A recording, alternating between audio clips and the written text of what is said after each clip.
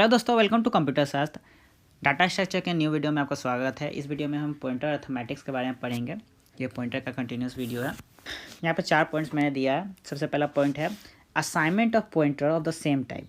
मतलब कि दो पॉइंटर अगर सेम टाइप के हैं तो आप उन दोनों को एक दूसरे के इक्वल कर सकते हैं। जैसे कि अगर आपने डिफाइन किया है इंट स्टार पी, इसे आपने असाइन किया है एंड बी से, कोई एक बी वेरिएबल है, और दूसरा भी int star Q pointer define किया और ये आपका इक्वल है एंड सी से, तो आप चाहे तो p is equal to q कर सकते हैं। आप p और q को इक्वल कर सकते हैं। बस ध्यान रखना है कि दोनों पॉइंटर सेम टाइप का होना चाहिए। मतलब दोनों इंट है तो अगर p इंट है तो q भी इंट होना चाहिए, अगर p है तो कैर है तो q भी कैर होना चाहिए। तो एक पॉइंट, पहला पॉइंट हमारा ये हो गया। सेकेंड पॉइंट है एडिंग और subtracting a pointer and int. इससे हमने लास्ट वीडियो में ही देखा था कि हम चाहे तो पॉइंटर में इंट वैल्यू को ऐड कर सकते हैं या सब्ट्रैक्ट कर सकते हैं। लास्ट वीडियो में मैंने ऐड करके दिखाया था, आप चाहो तो सब्ट्रैक्ट भी कर सकते हैं। तो ये एक नॉर्मल एडिशन और सब्ट्रैक्शन नहीं होता है, आपको पता है। +1 या -1 करने का मतलब है कि नेक्स्ट एलिमेंट के पास जाते हैं। अगर +1 कर रहे हैं तो नेक्स्ट एलिमेंट के पास जाते हैं, हमारे p पॉइंट से नेक्स्ट एलिमेंट के पास जाते हैं। अगर +1 कर रहे हैं तो, अगर -1 कर रहे हैं तो पीछे के एलिमेंट के पास जाते हैं। अगर +2 कर रहे हैं तो इससे दो आगे वाले एलिमेंट के पास जाते हैं। माइनस कर रहे हैं तो इसके पीछे वाले एलिमेंट के पास जाते हैं। नॉर्मल एडिशन या सब्ट्रैक्शन यही है। जैसे कि अगर आप एक एरे बनाते हैं और p है तो आपको बीच में पॉइंट करता है, तो अगर आप +1 कर दोगे तो ये इसको पॉइंट करेगा, इस एलिमेंट को। अगर आप इसमें अगर आप इसमें -1 कर दोगे तो ये इससे पॉइंट नहीं करेगा, ना इससे पॉइंट करेगा, एक पीछे वाले को पॉइंट करेगा। अगर -2 कर दोगे तो आप ये एक के और पीछे वाले एलिमेंट को पॉइंट करेगा। आप यहाँ ध्यान रखना, सीधे दूसरे एलिमेंट को ही पॉइंट करता है, क्योंकि ये 2 लिखने का मतलब है 2 इंटू, यहाँ पे एक छुपा हुआ होता है multiplication size of data type का साइज छिपा हुआ रहता है। तो आप कोई भी इंट वैल्यू को पॉइंटर में ऐड या सब्ट्रैक्ट कर सकते हो, और उसका मतलब भी क्या होता है आपको समझ में आ गया। Second point clear. Third point, subtracting और comparing two pointers to member of the same array. जैसे कि अगर आपका एक एरे है,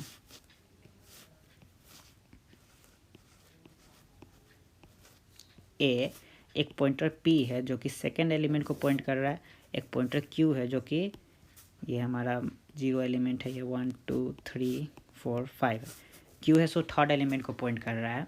तो आप चाहो तो q माइनस p भी कर सकते हो, ये भी सही है। और आप चाहो तो p is equal to q को चेक भी कर सकते हो, ये ट्रू है या फॉल्स है।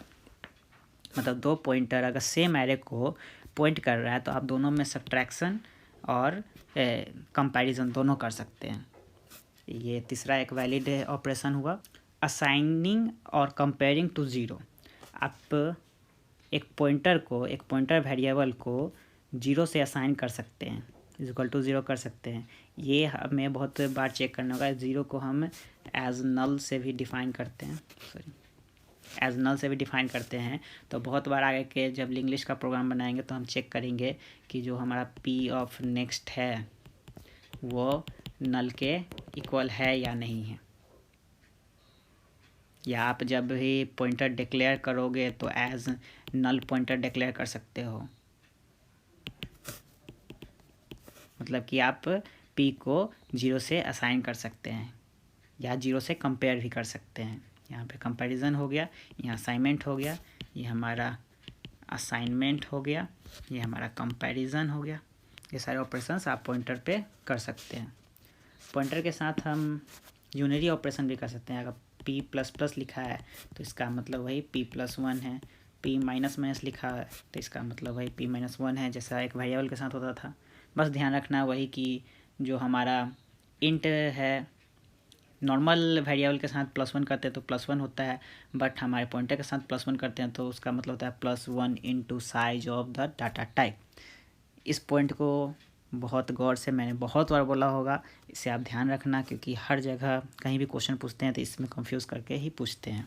और एक पॉइंट छोटा सा है, कि जैसे कि हम मान लेते हैं हम एक पॉइंटर p डिक्लेयर किए और एक एरे को डिक्लेयर किए, तो हम p को एरे p को एक इक्वल कर सकते हैं, चेक कर सकते हैं कि p एक इक्वल है या नहीं, बट हम a को p के इक्वल चेक नहीं कर सकते हैं कि ये p के इक्वल है कि नहीं, क्योंकि a जो है एक न्यूमोनिक है, ये एक न्यूमोनिक है और ये एक वेरिएबल है। वेरिएबल जो होता है इसके पास अपना एक एड्रेस होता है, मेमोरी होता है, एड्रेस होता है,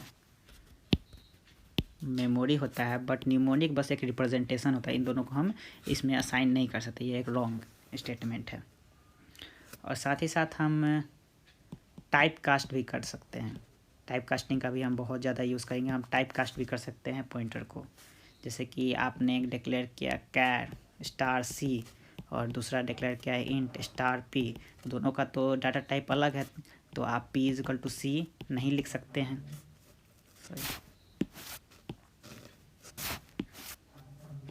p is equal to c the wrong statement हो जाएगा। अगर आपको इन दोनों को इक्वल लिखना है तो p इजिकल टू सी को आपको इंट डाटा टाइप का बनाना पड़ेगा। तो इंट स्टार सी हमने यहाँ पे टाइप कास्ट कर दिया। सो टाइप कास्टिंग भी पॉइंटर पे एप्लीकेबल है। बस पॉइंटर के यही सब बातें हैं जो आपको ध्यान रखनी चाहिए कि दो पॉइंटर को हम असाइन कर सकते हैं सेम टाइप का। एक पॉइंटर में हमें इंटीजर को ऐड या सब्ट्रैक्ट कर सकते हैं। एक ही एरे के दो पॉइंटर मेंबर को हम सब्ट्रैक्ट कर सकते हैं और एक दूसरे से कंपेयर भी कर सकते हैं।